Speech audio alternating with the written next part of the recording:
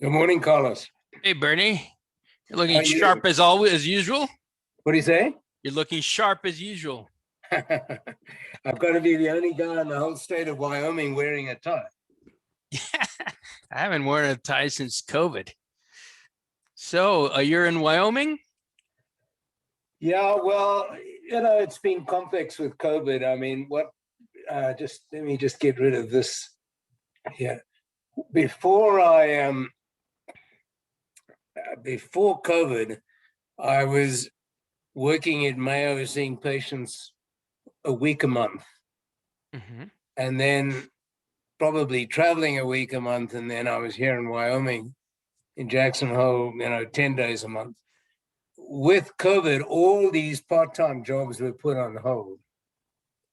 And then round about October, they started to open up some of the part-time positions and offered me my old job back. But what I didn't want to do was go back a week a month. It was a week a Yeah. month was really very disruptive. I was in a plane all the time, and I live in Jackson Hole is one of the most beautiful places in the world, and it's a fabulous place. And I just found that I was going overseas once a month. I was going to Mayo a week a month, and one other trip during that month, and I really wasn't here. So, excuse me. So what I did, I now the position they created for me is basically 0.25, zero point 0.3 of an FTE, and I'm working. I do electronic consults, a lot of video teaching with the fellows, and still involved in a lot of research. We've got a big, the AI program that you guys are working Yeah. with us and so on, and a number of other things.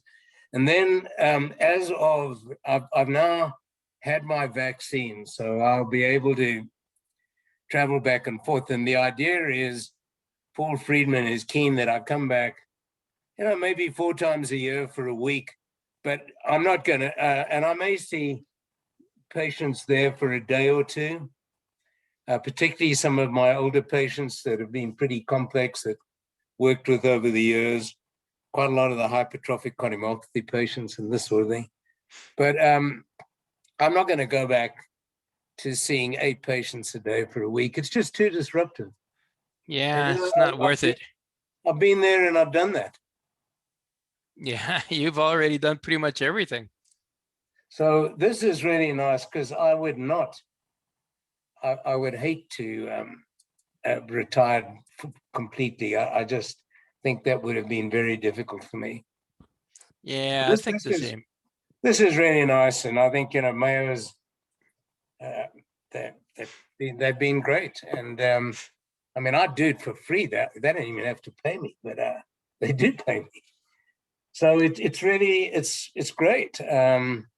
It's ironical. This last year, I published more than any other time in my career. Yeah, I saw that. You've been really well, you've always been very active in many fields, but last year you had I don't know, 20 publications or more? 2070, 70. Whoa, geez. Yeah, that's a lot. somewhere between 60 and 70, I think. But it's fun. I mean, I'm working. It's not that I need any more publications. The nice thing is you're working to your own time. And it is lovely living. I mean, living here is like, I'm 3 miles from one of the largest ski resorts in North America.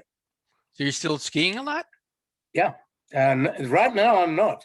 I developed pseudo gout, chondrocalcinosis, Mm-hmm. the wrist. And it's a very debilitating and frustrating condition. It clears up with steroids very easily, but I haven't been able to take steroids because I've been between vaccine doses. Oh, okay. So I hope to ski. I hope to ski in about 2 weeks' time. Chris Granger is coming up here, and Nice. hopefully So the season there is up until what, May? April. April. People ski in May, but I tell you that's dangerous. Um, every year we lose people due to avalanche. Oh, wow. Yeah. every year. So I usually stop skiing in March. I think that I think but at the end at the end of March it gets very slushy. I'm just going to get some water now. Yeah, go ahead.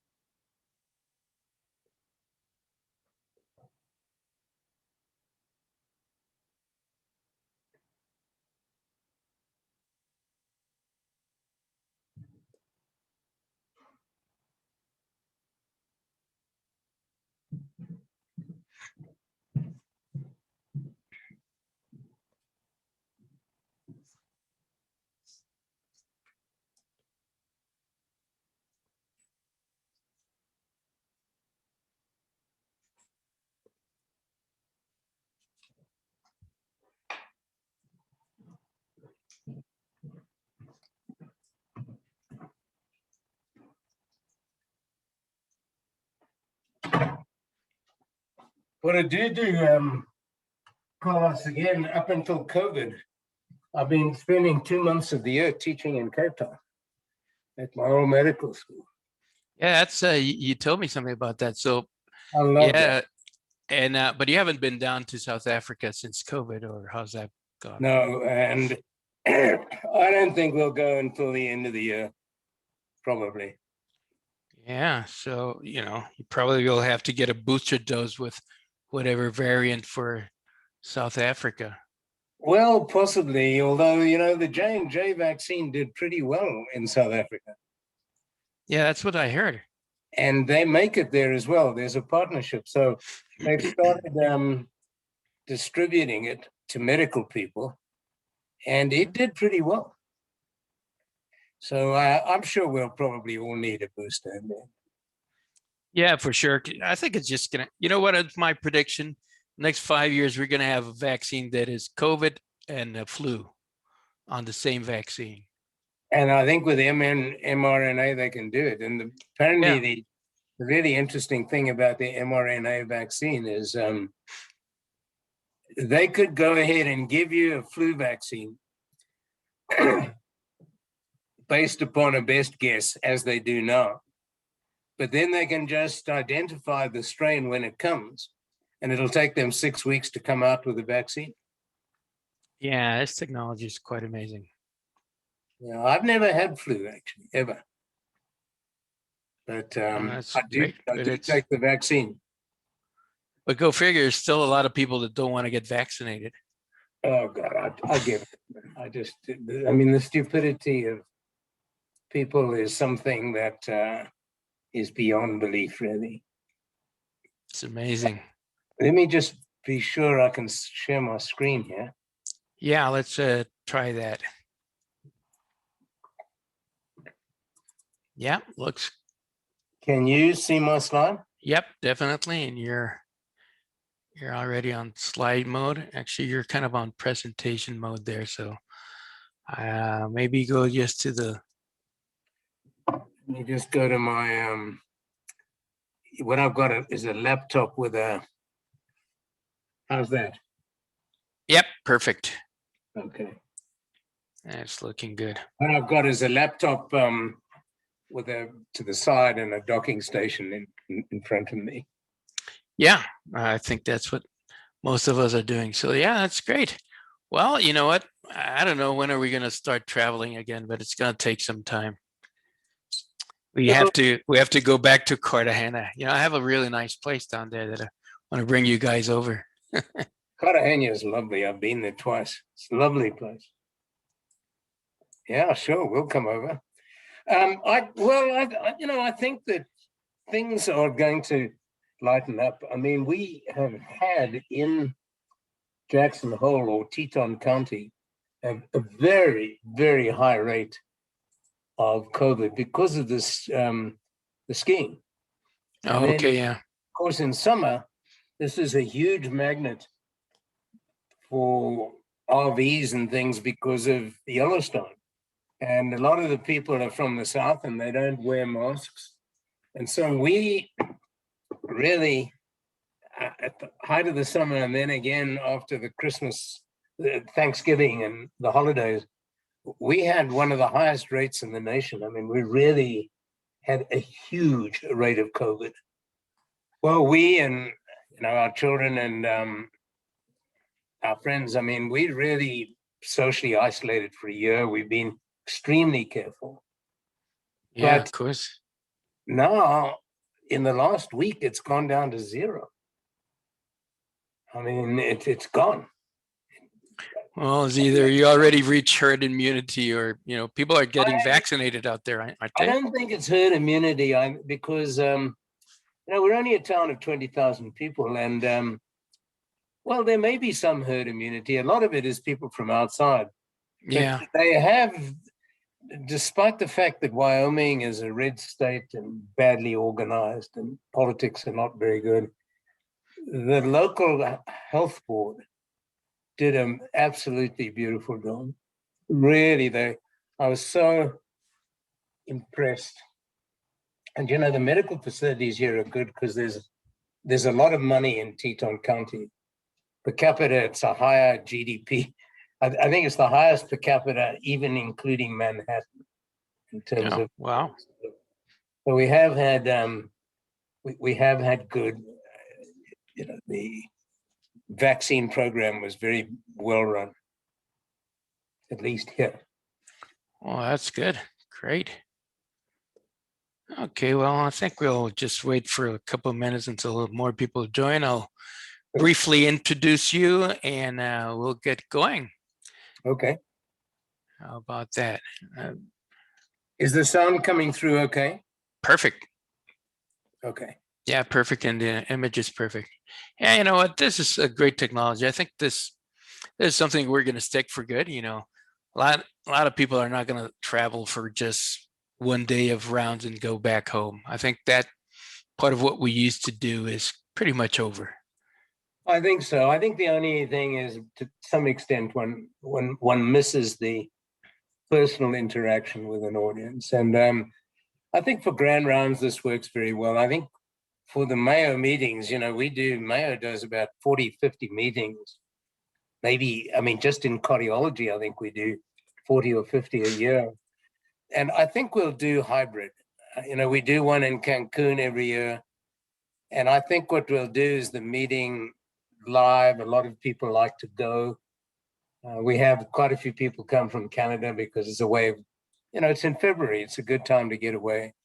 But I think we'll record it as well and maybe beam it out to a company in India or something like that. Yeah, but I think, like the usual 30,000 people attending ESC kind of meeting, that's not happening anytime soon.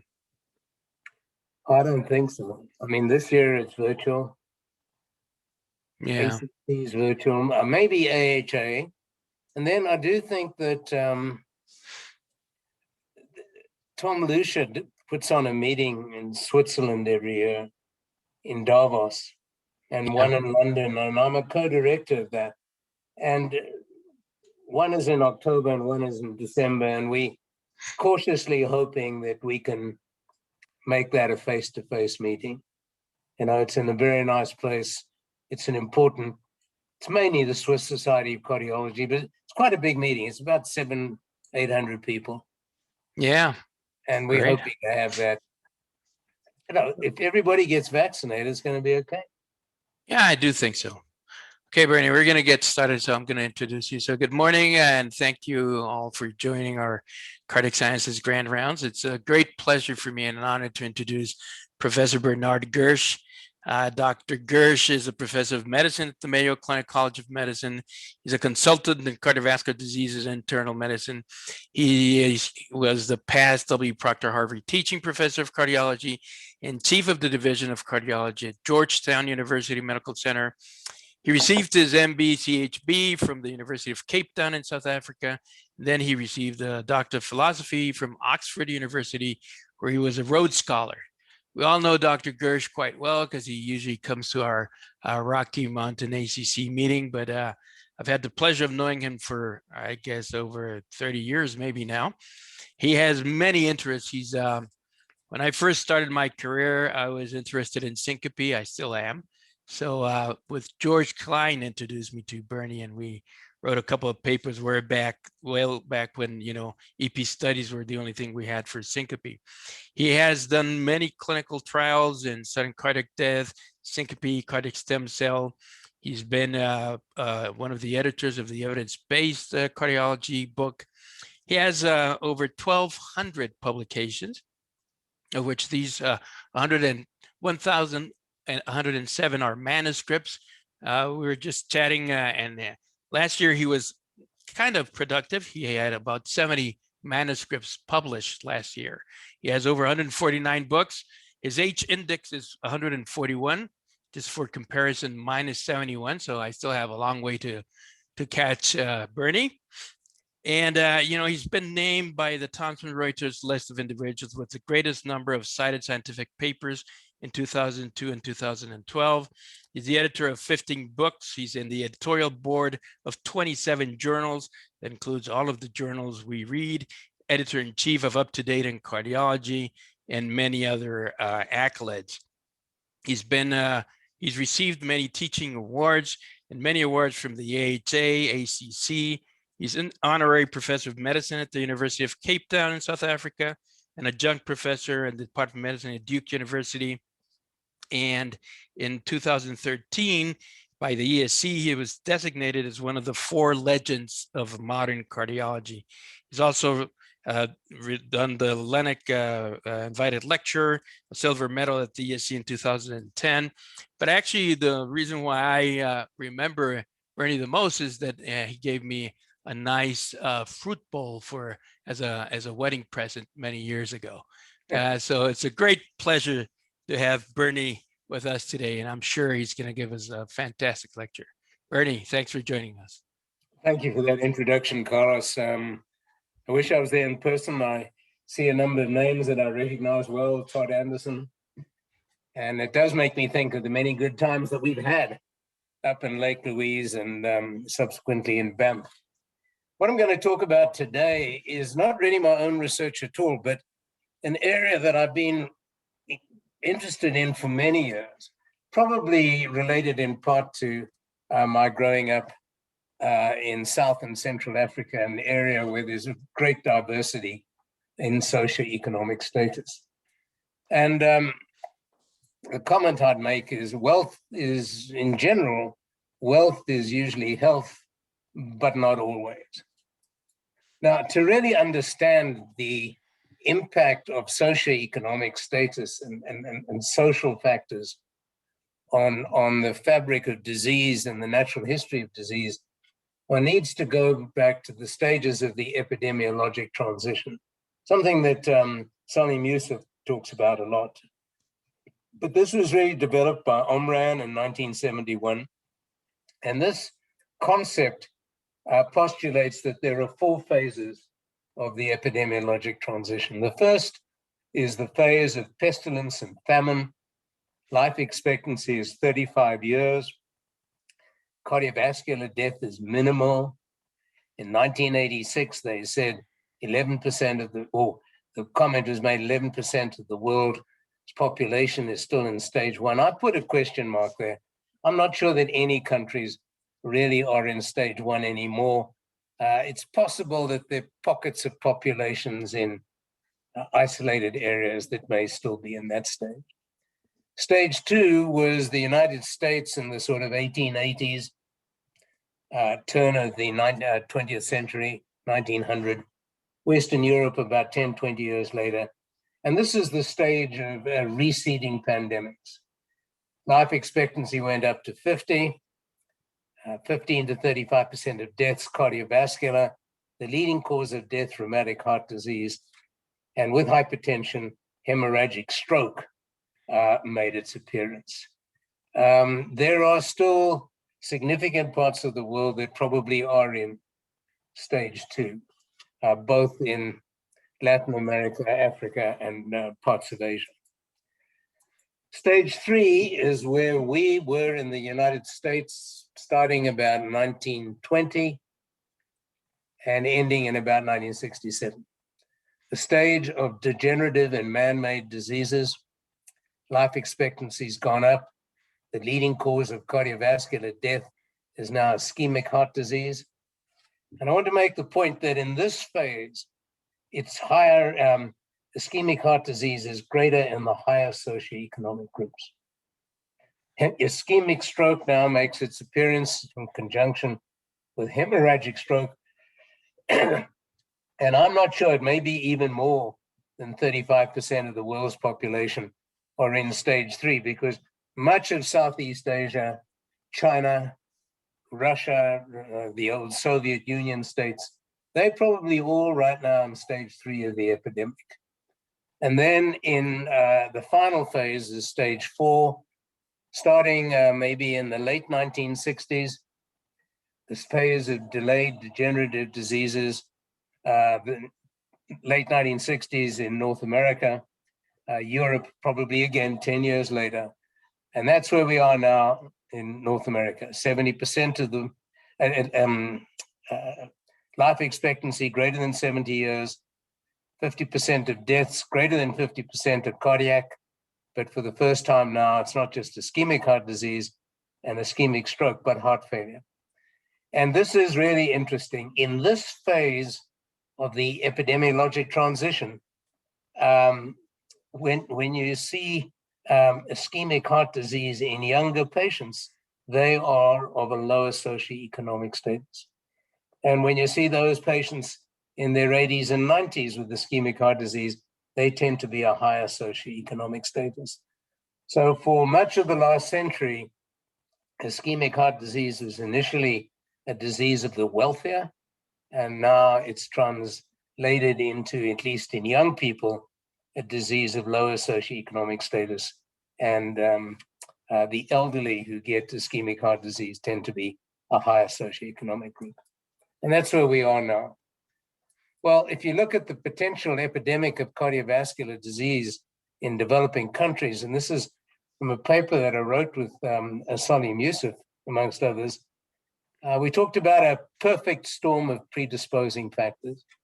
In the developing world, the cardiovascular environment is hostile. Diet, lack of exercise, tobacco, secondhand smoke, aging society, HIV survivors who are going to get premature cardiovascular disease, air pollution, which we now know is a very powerful risk factor for cardiovascular disease. The impact of climate change will be felt more in the developing world than anywhere else. And then there's this entity which I see every time I go back to South Africa and countries like Zambia, where I grew up, and Kenya. The impact of rural to urban migration is huge, huge. And this brings with it psychosocial economic stresses. And if you look at Africa, 2015, 45% lived in cities. In the early 1900s, it was 5%. And if you go to a country like Kenya or a city like Nairobi, you'll see one of the largest slums in the world. And you see this also in Mumbai. And then there's the impact of traditional culture. In a country like South Africa that was devastated by HIV, it's not considered that fashionable to be thin. And amongst some of the tribes, it's not considered a mark of beauty at all to be thin. So many, many risk factors and a very hostile environment. Coupled to that, limited national resources and a lack of infrastructure. I won't get into this. It's an interesting concept, the thrifty gene or thrifty epigene concept, where certain populations like the Inuit population in Canada. I've been up to northern Baffin Island, and pretty depressing. And whether these particular populations are uniquely vulnerable to the stresses of modern society is uncertain. Now, in the 1920s, how much coronary disease was around? So this is Osler's Principles and Practice of Medicine. Angina is a rare disease. A case a year is about average, even in the large metropolitan hospitals.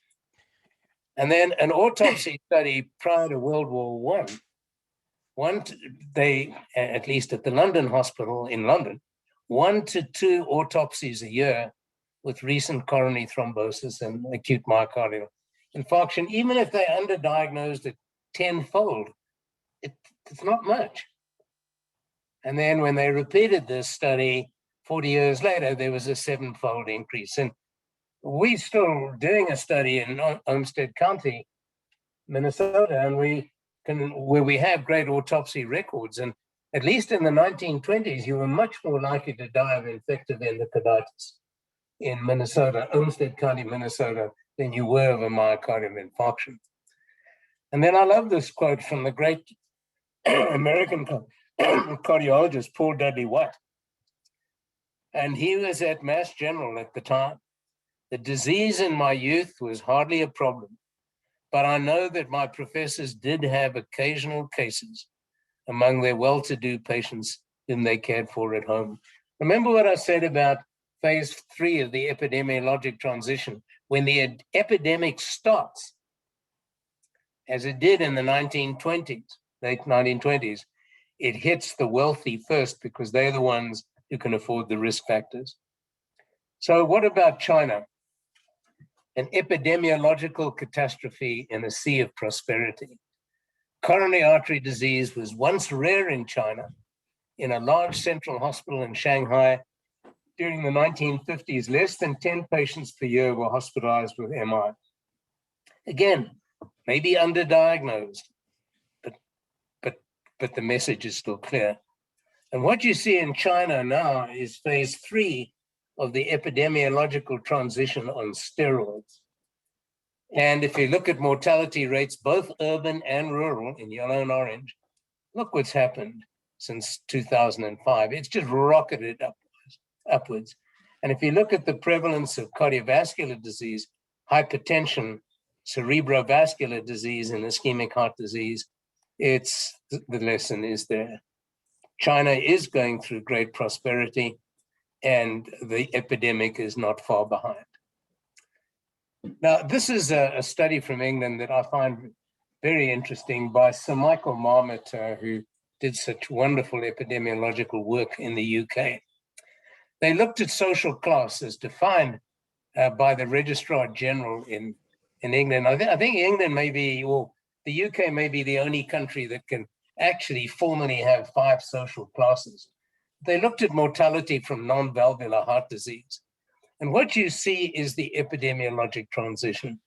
As in the 30s and the 50s, this is the highest social class, class 1 and 2, class 4 and 5 in orange is the lowest social class.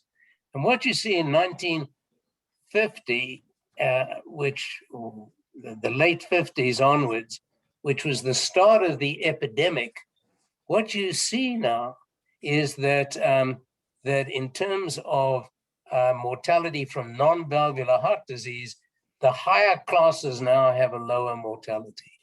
And you see this crossover occurring here in about late 1950s. And now in the lower classes, cardiovascular mortality is higher and then much lower at all age groups. Whereas previously, mortality was slightly higher, at least over the age of 45 and over the age of 55. It was higher in the higher social classes. And then you see the epidemiologic transition in the 60s. In women, there was always a difference, and I won't get into that.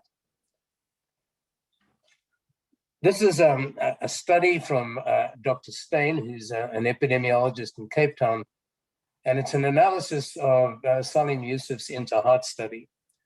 Now, in this study, of socioeconomic status and the risk of MI in Africa, 80% of patients came from South Africa. And that explains why there is this category here of Europeans or whites, Black Africans, and colored Africans. And the colored Africans, this is not the same connotation as in the Deep South. Colored Africans, for those of you who've been to South Africa, is a mixed race group that have been probably go all the way back to the Dutch East India Company, and that they originally came from Java and Indonesia. And if you look at formal education and income, and on this axis, the odds ratio of a myocardial infarction, one being the line of identity, what you see amongst Black Africans who are in phase 3 of the epidemic, the new middle class, the higher the level of education, the greater the odds of a myocardial infarction, and the higher the income, the greater the odds of a myocardial infarction. In whites that were in phase 4 of the epidemic, as in North America, you see the opposite. The more educated, the lower the rate. The more higher the income, the lower the rate. And colored Africans fall somewhere in between. And I remember when I was a medical student, you never saw a myocardial infarction in Black Africans. It was almost unheard of. And if they had angina, it was usually due to a cardiomyopathy. And then I was, about 20 years ago, rounding at the Kenyatta Hospital in Nairobi, and I saw all these patients, black patients, Kikuyu, with myocardial infarctions. And I said, well, what's going on here? And they said, oh, these are what we call the wabenzi. And the wabenzi was the Swahili word for he who drives a Mercedes-Benz. And this was a great example of phase 3 of the epidemic hitting the more prosperous classes first. Now this is... Oh, sorry. Can you please mute? Sorry. Can someone mute there? I think it's Karuna. Okay, now, so this is what's happened in the United States, and this is a county level analysis. And it's really, again, an example of the epidemiologic transition, but it's a concern. If you look in yellow is 73 to 74, orange 91 to 92, and green 2009, 2010. You can see that in the Northeast of the United States, Matt, someone up there needs to mute if they can. But in the Northeast, in the 70s, this was the highest rate of cardiovascular disease, of heart disease mortality. And then in the prosperous Northeast, it goes down and down and down. And now look what's happened in the South. It was lower in the South. Yeah. Keep that open. Karina, you need to mute. Thank you. So in the South, the opposite happened. It was lower in the 70s and then has now gone up, and it's much higher. And if you look at this, this again is probably an example of the epidemiologic transition. The Northeast has become more prosperous and the rates have gone down, and the South has become poorer and the rates have gone up. And this is a very good paper by Roth in the United States. What he developed was a socio-demographic index on the basis of age, income, education, and fertility rates. And a higher fertility rate actually was correlated with a lower socio-demographic index. And this is age standardized cardiovascular daily adjusted life years, shown in yellow in 1990 and in orange 2016 for the United States. And what you see is that mortality has gone down for the country as a whole. And what you see is that the socio-demographic index has gone up. In other words, this is greater prosperity and lower mortality. But what I want you to really look at is the tremendous variable dispersion. And if you look in orange here, what you can see is that some of the rates in the South and in the Stroke Belt and in the Southeast, in the rates in 2016 were equal or similar to other parts of the United States in 1990. And it emphasizes the huge discrepancies and variability in cardiovascular disease in our country and the socioeconomic circumstances leading to this, which I'll illustrate. Their conclusion was the differences in cardiovascular disease burden are largely attributable to modifiable risk factors. And if you look at Alabama, Tennessee, Oklahoma, in orange, Arkansas, Kentucky, they look in 2016 like many other states looked in 1990. And it's easy to understand. Look at the distribution of diabetes, the distribution of obesity, physical activity. The darker shading means less physical activity, and poverty. So we have a huge problem. How to fix it is another issue, but the explanations are very forthcoming. And this is another study that's interesting because I think these are Medicare beneficiaries. So this is not related to the health system. I mean, all of these are Medicare beneficiaries, and it's a paper that I published with my friends at Duke several years ago. And we looked at socioeconomic status following acute myocardial infarction in elderly patients. Now, the reference group here is the middle income group. And this is the higher income group. And these are different models, adjusting for income, clinical predictors, treatment received. We adjust it in a number of ways. Everything to the left is a lower mortality. Everything to the right is a higher mortality. And what you see is in the high income group compared to the middle income group, there is a significant 10% reduction in mortality. And in the low income group, it goes completely in the other direction. So we made the statement that wealth is independently associated with health, even in a system like Medicare, where everybody is being treated by the state. The strong associations between socioeconomic status and cardiovascular disease rates and outcomes are not just a US phenomenon, they're a global phenomenon. And I want to show you some examples again from Sir Michael Marmot in his classic British civil servants Whitehall study of the 70s and 80s. And here again, there were 4 classes of civil servants: administrative, professional and executive, clerical, and then with the asterisk here, other, which was the lowest grade of unskilled workers and messengers. And what you can see very clearly, if you look at cumulative conditional probability of age-adjusted cardiac death, there's really a substantial difference by class. And that's England. Now, how many of you, I don't know how many of you know the London Underground, but this is a map of the London Underground given to me by my friend John Deanfield from UCL. This area around here is pretty prosperous. Oxford Circus, Tottenham Court Road, Piccadilly Circus, St. James Park, Westminster, very prosperous part of London. And here's the East End, not prosperous. So look at life expectancy. This takes about 10 minutes in the Underground. And in this part of West London, or the West End, males 77.7 years life expectancy, females 85.5, and 10 minutes away by tube, 7-year drop in life expectancy for male and about 8 years for females. These are huge differences, huge. In the same city, same National Health Service, but this is a prosperous area, and this is not a prosperous area.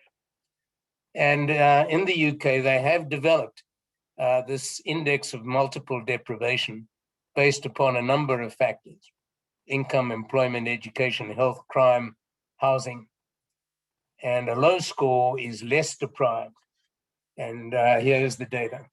The less deprived, the lower score here, this is CHD mortality, and for the most deprived, it's right up here. It's about 5 times higher. And this again, National Health Service, same health service, but a huge difference based upon deprivation. And this paper just published in Nature the other day, the index of multiple deprivation and outcomes from COVID-19. Here's the most deprived and, the least deprived, and this is the most deprived. And what you see is a 50% higher mortality from COVID-19. The study from Norway is interesting. I mean, Norway has probably the highest standard of living in the world and a very high life expectancy. And this is based on 3 million people. And shown here is the year, and here is the life expectancy. This is 2005 up to 2015. And if you look at the highest versus the lowest income quartiles, there really is a significant difference in life expectancy between men and women. And what interests me is this comparison with Norway and the United States. So if you just focus here on men for the moment, what you see is this is life expectancy in the US. It's much higher in Norway in the lower income groups. And then when you get up into the higher income groups, the difference falls away, both in men and to a lesser extent in women. So it really,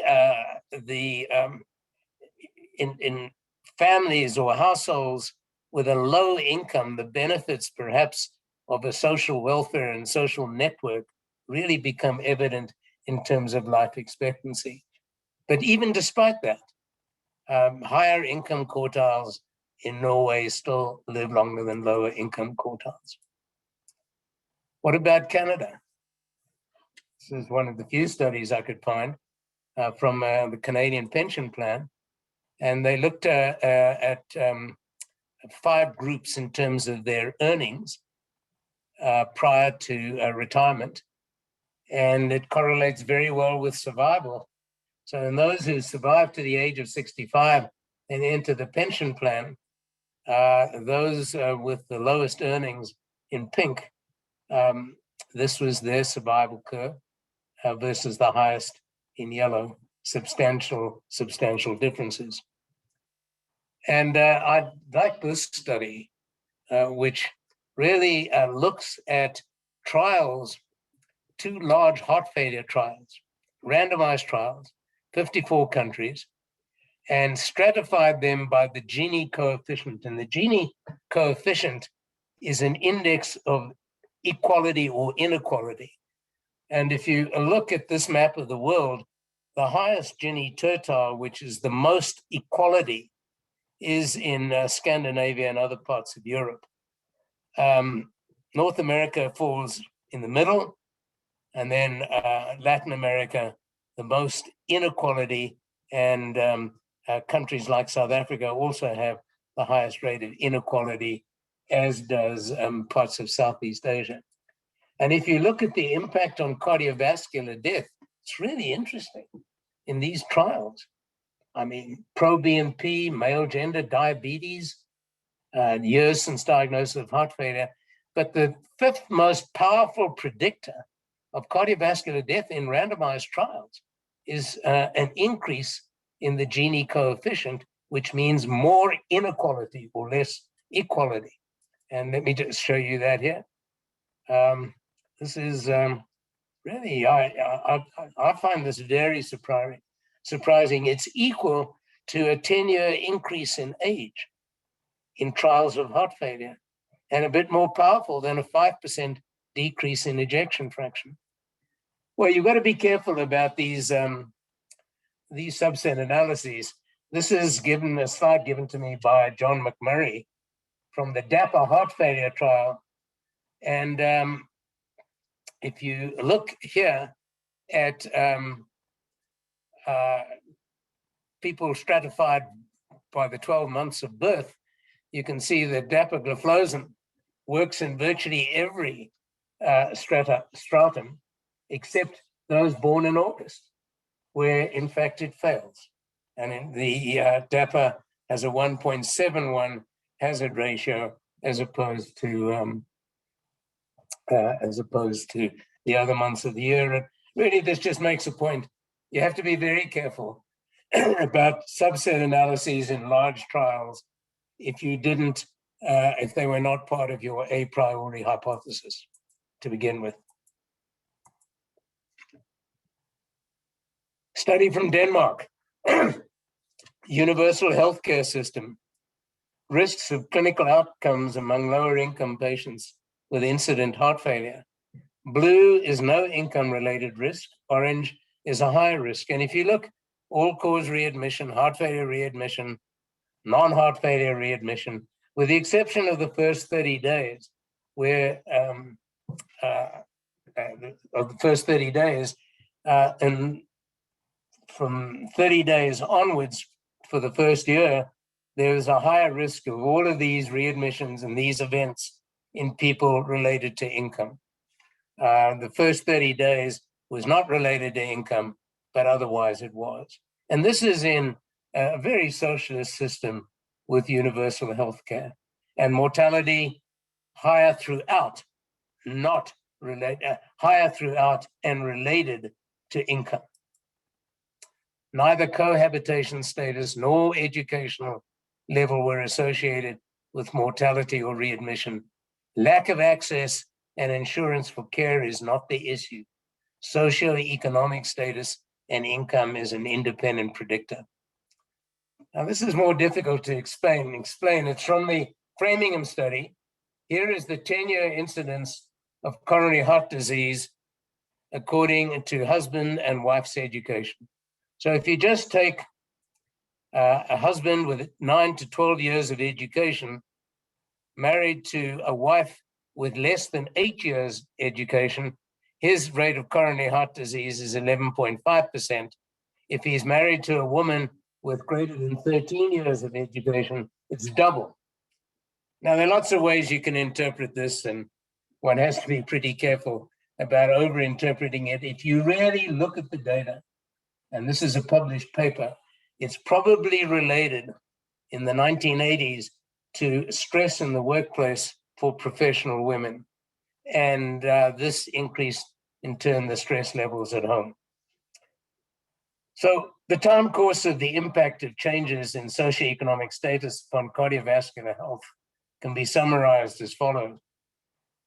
The time course can be of extremely rapid onset, but control of risk factors can have surprisingly early and large positive benefits. These changes don't necessarily take place over years and years or generations. And this is a study from Dr. Corinne Sleewa in Johannesburg, South Africa. She's now in Cape Town. The heart of Soweto study. Soweto, an area about 1 to 2 million people outside Johannesburg, 85% Black, mean age only 52, 53, but 87% had risk factors. And this study was done in 2006. 1,600 new cases of cardiovascular disease. And I want you to focus on coronary artery disease. Only 6% of new cases of cardiovascular disease were in urban Blacks, 10% overall. These were the other causes: heart failure, valvular heart disease, hypertension, HIV played a role. This was 2006. In 2016, I was at this hospital, Baragwanath, in Soweto. The entire ICU was filled, by and large, with minus 1 or 2 beds. The entire ICU was filled with acute coronary syndromes. That's all it took, 10 years, for the epidemic to come. These are fascinating from data from Norway in World War II. Age-corrected mortality from circulatory diseases in yellow, crude rates in orange. And this was the onset of World War II when Norway was occupied by the Germans. Look at the drop in the rate of cardiovascular disease. And then immediately after the war, look at the increase again. Really fascinating. I mean, it took probably occupation, I think, of Norway was 1940, and war broke out in 1939. So it took a year. That's all. So this is data from Russia that I find. I'll take it away. Yeah, thanks. Thanks. So this is a study about life expectancy in Russia that I find very disturbing. If you look in US females in yellow, Russian females in orange, and males with the dotted line, you can see that there was a higher life expectancy in US males, slowly going up, but the difference was not that great. And then something happened. Life expectancy went down for Russian males, and then it went up, and then it went down. And this is the largest drop in longevity seen outside of World War. And Russia lost 22 million people in World War II. What happened here? The anti-alcohol campaign and perestroika under Gorbachev was a time of optimism in Russia and greater investment in health. This is when the Soviet Union collapsed, a period of economic and social instability, increased alcohol and increased tobacco. What were the main causes of death? Heart disease and stroke, 65% of the decline in life expectancy. And the second leading cause of death was violence and accidents due to alcohol. This is from the N. Haynes study, and again, a very interesting study of people who lost 75% of their net worth over a 2-year period, and that included the crash of 2008. And what you see, yellow, positive wealth without shock, orange, negative wealth, and green are those who didn't lose wealth, they were just poor to begin with. And look how quickly it took. Within a year or so, this goes out in 2008, but within a year or so, those who lost wealth looked like those who were poor to begin with. Very good. So the onset of these socioeconomic, the onset of the socioeconomic impact on health comes about very, very quickly. And the mechanisms are multiple: psychosocial stress, substance abuse, marital discord, reduced spending on health-related goods and services, something we see in this country, United States. People trying to save by not buying medicines. And these are the most interesting data of all from Cuba. When I first saw this, I didn't believe it. Sorry. So you can just keep the phone. No, I can't because it backs it all off that. Okay. All right, thanks. This is the economic crisis in Cuba, 1989 to 2000. And that's this area in black. So this is when the Soviet Union pulled out of Cuba. America, the United States was blockading Cuba, and they were in dire straits. Look what happened to type 2 diabetes. Boom. Cancer, no change. Coronary heart disease, and all-cause mortality. And this was people eating less, walking more, smoking less. And it took, and then this is interesting, this tick up. Somewhere around here when they recovered to somewhat in the middle, early 2000s, you see a kick up in diabetes, a kick up in coronary heart disease. Is this a statistical artifact?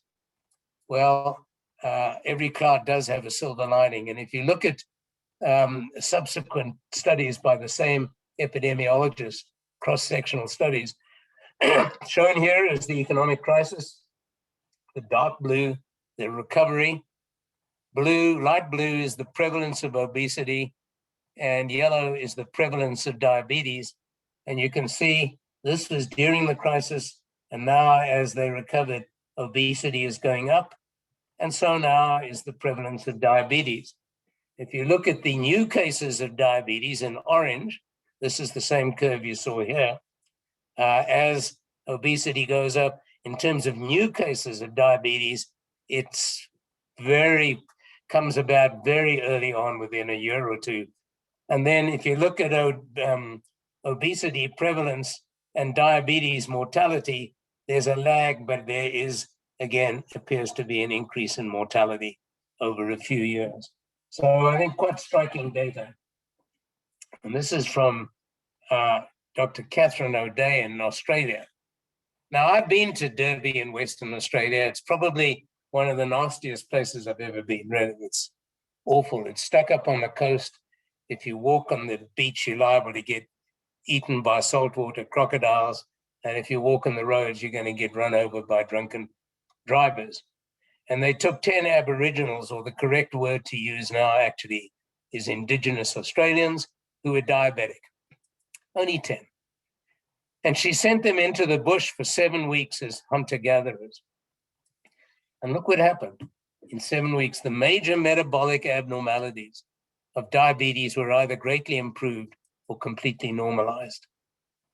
So in closing, a few comments about income inequality and mortality, why they're related.